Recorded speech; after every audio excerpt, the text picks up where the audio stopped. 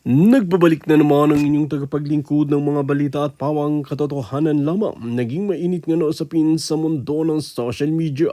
Talaga naman na nagkagulo na nga ang mga bangag na ito dahil talagang hindi na nila lubos akalain na talagang mabubuking ang kanilang karumal-dumal na gawain sa bansa natin. At mas lalong-lalo na, ang mga matitinong mga opisyales, ang mga judges ay nalaman na rin ang masamang hakbang ni Kuting ng Norte at talagang nag-iipon pa at nakaipon na nga ng mga ebidensya nang sa ganoon ay tuloy-tuloy ang kaso at pagdinig sa mga kinakaharap na kaso ni Kuting ng Norte. Ayon nga sa maraming netizen ay hindi pa rin sila susuko hanggat hindi nga napapasarusahan ang kampon ni Kuting ng Norte. Lalong-lalo na't maraming kabataan na naman ang nasisira ang mga buhay. Maraming nawawala dahil nga panigurado na kinuha na naman ito ng mga bangag.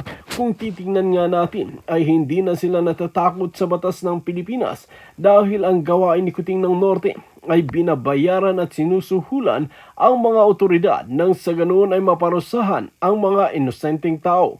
Tila ito ang nakakalungkot na katotohanan na nangyayari at nagaganap nga sa loob ng bansang Pilipinas. Well mga kaibigan,